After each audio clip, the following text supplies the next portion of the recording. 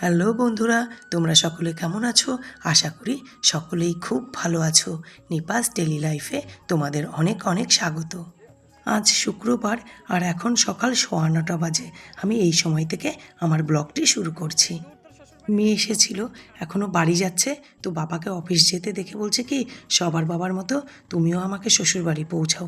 দেখো শ্বশুরবাড়ি পৌঁছাচ্ছে, মানে অবস্থা দেখো। ওই যে পৌঁছে গেছে শ্বশুরবাড়ি। ওখানে ওর বাবা নামিয়ে দিচ্ছিল, ও বলল না, আমাকে এখানে না, গেট অবধি ছাড়তে হবে। তাই ওর বাবা গেট অবধি নিয়ে যাচ্ছে ওকে গাড়ি করে। মেয়েটা একদম কাছে ছিল তো, তাই ওর যখন মন করতো ঘুরতে ঘুরতে আসতো। মুশকিলটা হবে যখন ও দূরে যাবে। আমি এখন যাচ্ছি ছাদে, তবে কোনো কাজ করতে নয়, তোমাদেরকে একটা জিনিস দেখাতে। আগে ছাদে পৌঁছাই, তারপর তোমাদেরকে দেখাচ্ছি। এই গাছটা দেখতে পাচ্ছ?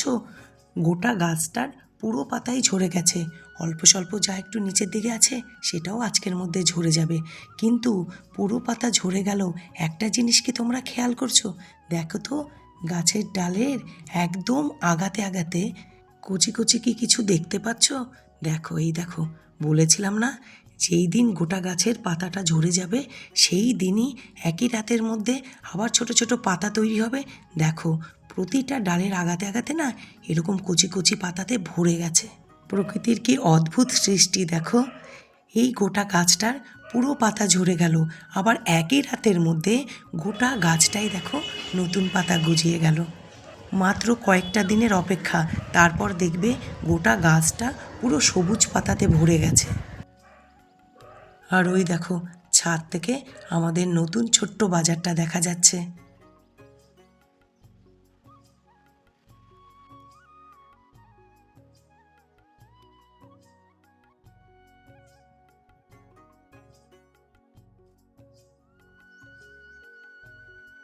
আমার গানের ক্লাস বুধবার, কিন্তু দাদা আজ মানে শুক্রবার ক্লাস করাতে এলেন।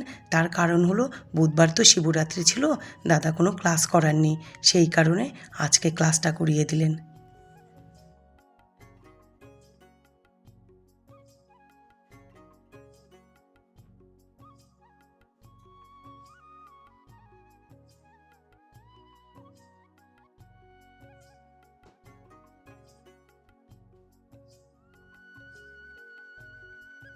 নিচের সকল কাজ কমপ্লিট হয়ে গেছে, চুমকি দিয়েও কাজ করে চলে গেছে। এবার উপরটা পরিষ্কার করতে এলাম। কতগুলো জামা কাপড় জমেছিল জানো, সেই শিবরাত্রির দিন থেকে। আজকে এগুলো সব গুছিয়ে পুরো উপরটা পরিষ্কার করে নেব। আর যেগুলো ধুতে হবে সেগুলো নিয়ে গিয়ে না নিচে রেখে দেবো, কালকে চুমকি দিয়ে কেচে দেবে।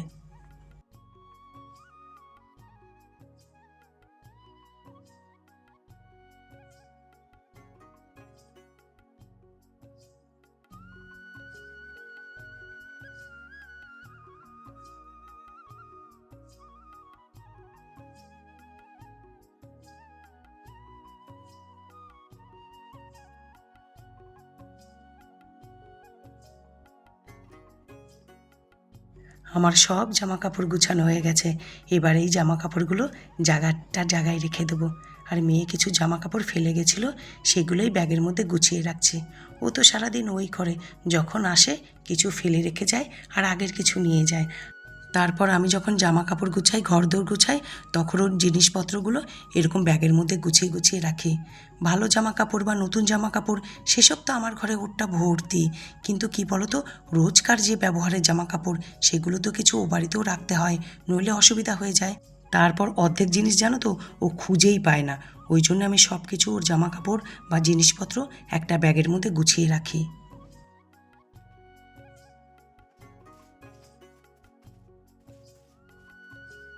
আমার উপরতলার সকল কাজ কমপ্লিট হয়ে গেল। আর এক্সট্রা যে জামা কাপড়গুলো হয়েছে ওগুলো নিচে গিয়ে রেখে দিই, চুমকি দিয়ে কেচে দেবে। দেখো, আমার ঘর দূর পুরো পরিষ্কার হয়ে গেছে। আর আজ জানো তো মাথাটা খুব ব্যথা করছে, কে জানে জ্বর জ্বর আসবে কি না। আর জানো তো শরীরটা না একদম ভালো নেই, জ্বর জ্বর লাগছে শরীরে, কিচ্ছু ভালো লাগছে না। আমি বুঝতে পারছি একটু ঘুমের দরকার, একটু ঘুমোলে সব ঠিক হয়ে যাবে। তবে অবশ্যই একটু ওষুধ খেয়ে ঘুমাতে হবে। দেখি, আমি তো বেশি কিছু খাই না, ওই ক্রোসিন অ্যাডভান্সটা খাই। আমি দেখেছি ওটা খেলে শরীরটা ঠিক হয়ে যায়। ওটা একটা হোক বা অর্ধেক হোক খাই। দেখি বরকে জিজ্ঞেস করি কতটা পরিমাণ খাবো, খেয়ে না একটুখানি ঘুমোই। দেখি ঘুমোলে যদি শরীরটা ভালো হয়। একদম ভাল লাগছে না, যত বেলা বাড়ছে তত শরীরটা বেশি খারাপ লাগছে। একটু খাই, আগে মাকে খাইয়ে দিই। বেলা 1টা বেজে গেছে, আরও 10-15 মিনিট পরে খাওয়ালেও চলতো, কিন্তু ভাবলাম 1টা যখন হয়েই গেছে খাইয়ে দিই। খাইয়ে বরঞ্চ আমি একটুখানি শুয়ে নিই, তারপরে উঠে কাজ করতে ভাল লাগবে। আজকে গানের স্যার এসেছিল, তখনও না গানটা ভালো করতে পারিনি। আসলে এক তো গলাটা বসে গেছে, আর শরীর ভাল লাগছে না, মাথা ব্যথা করছে ভীষণ। দুপুরের পর এখন বিকেল 4:30 বাজে, জামা কাপড় কিচ্ছু তোলা হয়নি, পড়েই আছে।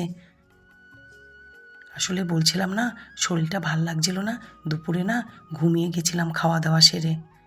টানা 1-1.5 ঘন্টা ঘুমিয়ে নিয়েছি, এখন ভাল লাগছে শরীরটা, জানো তো।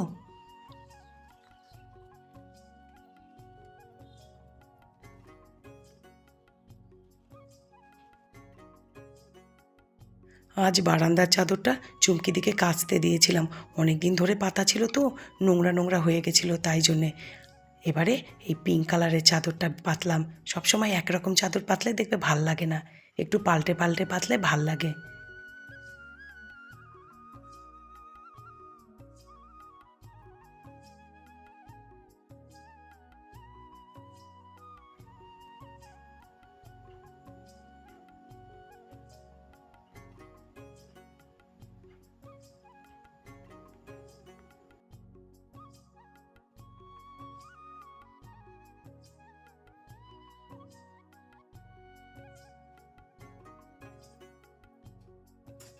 সকল কাজকর্ম সেরে এবারে চলে এলাম রান্নাঘরে।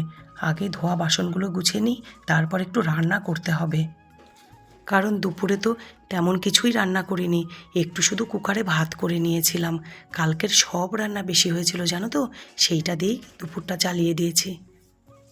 এ বেলাতেও রয়ে গেছে একটু একটু রান্না, যেমন চাটনি, ডাল, একটু সবজি আছে, আর সাথে আলু ফুলকপি ভাজবো আর মাছের ঝোল করে নেব।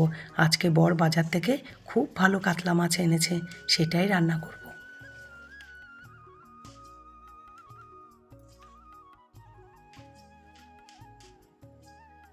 রান্না সেরে সন্ধ্যা দিয়ে তারপর মাকে খাইয়ে, আজকে শুক্রবার মল্লারে গানের ক্লাস আছে, সেখানেও যেতে হবে।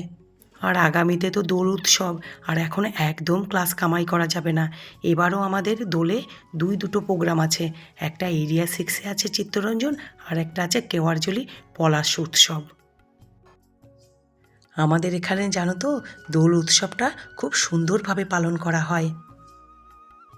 এখানে তো পলাশের জায়গা, পলাশ, শিমুল, আবির, দোল সব মিলে মিশে একাকার হয়ে যায়। এবার না সবটা চেষ্টা করব তোমাদের সাথে শেয়ার করার, সব ঠিক থাকলে। চিত্তরঞ্জন এরিয়া 6-এর দোল উৎসব তো শেয়ার করবই, আর মেন যেটা শেয়ার করব তোমাদের সাথে কেওয়ারজলি পলাশ উৎসব। দেখো তোমরা কি সুন্দর প্রাকৃতিক পরিবেশে দোল উৎসব পালন করা হয়। চারিদিকে নদী আর মাঝখানে পলাশ দ্বীপ, সেই পলাশ দ্বীপটার নাম হলো কেওয়ারজলি, সেখানে হয় দোল উৎসব। আর আমাদের এতটা সৌভাগ্য যে আমরা সেখানে অনুষ্ঠান করি, প্রোগ্রাম করি। আমাদের স্যারকে প্রতি বছর পলাশ উৎসব প্রোগ্রামের সংস্থা থেকে ইনভাইট করা হয়, এবছরও করেছে। সব ঠিক থাকলে এই বছরও আমাদের প্রোগ্রামের পুরো তোড়জোড় চলছে জানো তো। এই কারণেই সামনে কয়েকটা দিন একদম গানের ক্লাস কামাই করা যাবে না, আর আমরা কামাই করতেও চাই না জানো তো। আমরা এই পলাশ উৎসবের জন্যে সারা বছর মুখিয়ে থাকি।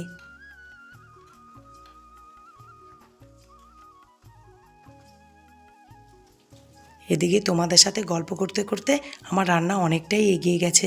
ভাত বসিয়ে দিয়েছি, আলু ফুলকপি ভাজা হচ্ছে, আর মাছ ধুয়ে নুন হলুদ মাখিয়েও নিয়েছি। কয়েকটা মাছ আবার উঠিয়ে রেখে দিলাম, বর রাতে ডালের সাথে মাছ ভাজা খাবে বলেছে। আর বাদবাকি মাছ আমি একটু মাখা মাখা করে ঝোল করব। আমার না আবার মাছ ভাজার থেকে না মাছের ঝোলটাই বেশি ভাল লাগে, বেশ ঝোল টোল দিয়ে ভাত মেখে খেতে বেশি ভাল লাগে। আমার মেয়েও না ওর বাবার মতো মাছ ভাজা খেতে খুব ভালোবাসে। আমার আবার ভাজাভাজি না একটু কম পছন্দ, আমার আবার ঝোল বেশি ভাল লাগে।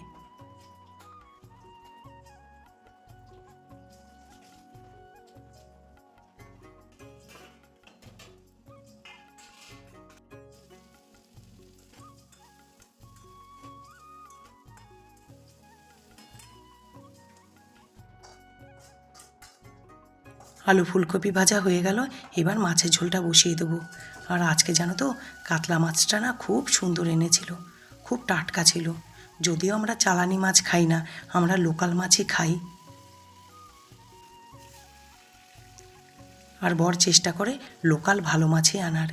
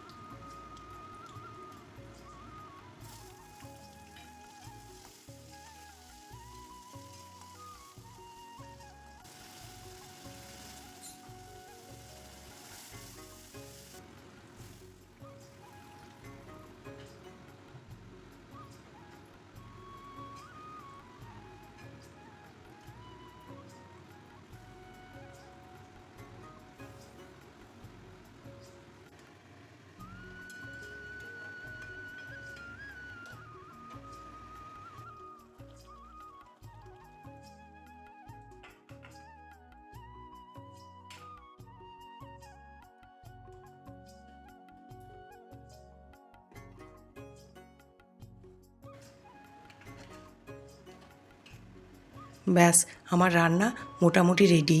ভাতও হয়ে গেছে, ভাতটা উপর দিলেই আমার রান্না কমপ্লিট হয়ে গেল। এবারে আগে রান্নাঘরটাকে পরিষ্কার করে নিই, তারপরে সন্ধ্যা দেব।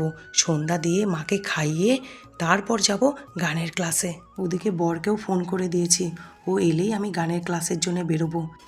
এখন তো দেখলেই গরম গরম ভাত, আলু ফুলকপি ভাজা আর মাছের ঝোল করলাম। আর কালকের দেখো চাটনি, তিতার ডাল আর এই পালং শাক চচ্চড়ি রয়ে গেছে। আর কি লাগে বলো, এতেই হয়ে যাবে।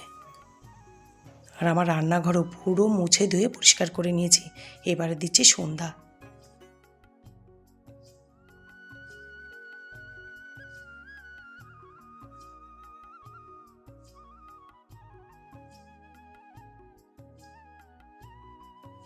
সন্ধ্যা দিতে দিতে অন্ধকারই হয়ে গেছে জানো। আর এখন কটা বাজে জানো? 6:45। আসলে আমার তো মন্দির, সন্ধ্যা দিতে একটু টাইম লাগে। সন্ধ্যা বলো, পুজো বলো, ঘরের ঠাকুরের থেকে মন্দিরের ঠাকুরে একটু বেশি টাইম তো লাগবেই।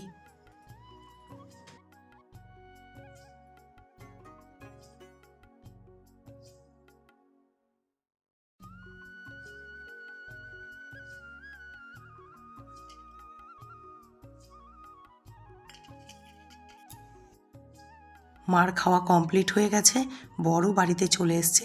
এবার আমি যাচ্ছি ক্লাসে। একটু দেরি হয়ে গেল, কিন্তু কিছু করার নেই, আগে তো ঘর বলো।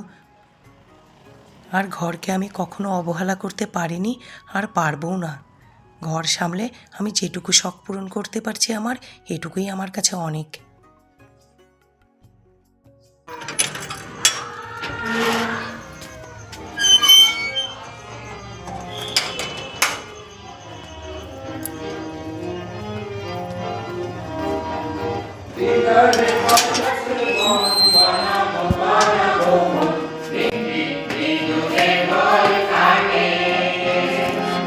এবার যাবার পালা।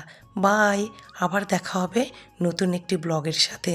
ভালো থাকবে, সুস্থ থাকবে আর সব সময় হাসি খুশি থাকবে।